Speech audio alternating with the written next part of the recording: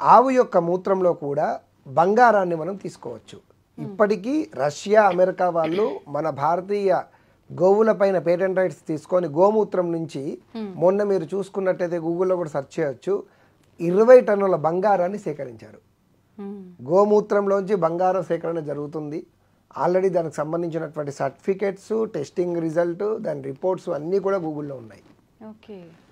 అయితే ఈ యొక్క ఆవు పేడ ఏదైతే ఉందో గోమూత్రం మరియు గోమయం, ఈ గోమయంలో ఇథలిక్, ఇథలిన్ అనేటటువంటి 2 రకాల బయోగ్యాసెస్ ఉత్పన్నమవుతాయి. ఇది ప్రపంచంలో ఏ జంతువుకి కూడా ఉత్పన్నం కాదు, కేవలం ఆవుకు మాత్రమే. ఈ ఇథలిక్, ఇథలిన్ అనేటటువంటి బయోగ్యాస్ ప్రస్తుతం హాస్పిటల్లో మనందరం ఆక్సిజన్ సిలిండర్లు వాడుకుంటాం కదా, దాంట్లో ఉండేటటువంటి బయోగ్యాసే. గోవులు లేకపోతే మనకు ప్రాణవాయువు కూడా దొరకదు. ఈ హాస్పిటల్స్కి ఆక్సిజన్ సప్లై చేసేటటువంటి ఇథలిక్, ఇథలిన్ అనే బయోగ్యాస్ అనేది ఉండదు. అయితే ఈ యజ్ఞయాగాది క్రతువుల్లో మనం చిన్నప్పుడు పాఠ్యాంశాల్లో ఉదయం మొత్తము కూడా చెట్లు ఆక్సిజన్ రిలీజ్ చేసి రాత్రిపూట కార్బన్ డైఆక్సైడ్ని రిలీజ్ చేస్తాయి అని అంటారు. అది అన్ని చెట్లకు కావు. దేవతా వృక్షాలను మనం ఎందుకు కొలుస్తాము అంటే 24/7 ఆక్సిజన్ని రిలీజ్ చేసేటటువంటి వృక్షాలు కనుక.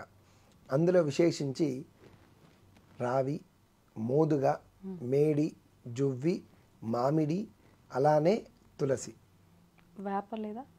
వేప కూడా, ఇవన్నీ కూడా దేవతా వృక్షాలుగా మనం ఎందుకు పూజ చేస్తున్నాము అని అంటే ఒక్కొక్క చెట్టుకు ఒక్కొక్క ప్రత్యేకమైనటువంటి ఒక విశేషం ఉంది. అంతేకాకుండా ఇవన్నీ కూడా 24/7 ఎయిర్ని ప్యూరిఫై చేసి ఆక్సిజన్ని రిలీజ్ చేస్తూ ఉంటాయి.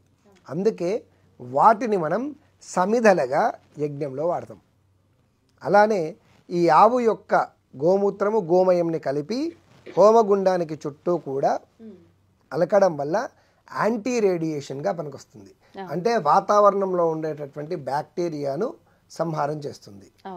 అన్నిటికన్నా విశేషం ఏంటంటే అగ్నికి గోమూత్రమును, గోమయమును అనుసంధానం చేయడం వల్ల చక్కగా దాని నుంచి బదలబడినటువంటి ధూమం, పొగ ఏదైతే ఉందో ఆవు పిడకల ద్వారా, అగ్ని ద్వారా, ఆవు నెయ్యి ద్వారా రిలీజ్ కాబడినటువంటి ధూమం, పొగ ఏదైతే ఉందో ఆ పొగము భూమి ఉపరితలం పైన, అంటే ఈ వాతావరణం, ఎగ్జాంపుల్ ఇదే రూమ్లో ఒక చిన్న హోమం చేస్తే మీరు ఏదైనా లైట్ డిటెక్టర్, దానికి సంబంధించిన రాడార్ ఉంటాయి వాతావరణంలో, ఈ రూములో ఏ ఏ లెవెల్స్, ఏ ఏ వాయువులు లెవెల్స్ అన్నీ కూడా చూసుకోవచ్చు అనమాట.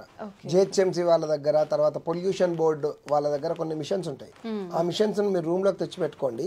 Carbon dioxide, న్యూట్రిజను, HTO, oxygen, nitrogen, ఇవన్నీ ఏవేవైతే వాయువులు ఉన్నాయో ఇవన్నీ ప్రస్తుతం హైదరాబాద్లో ఆక్సిజన్ లెవెల్స్ తక్కువ ఉండి మిగతా వాటి లెవెల్స్ అన్ని పైన ఉంటాయి.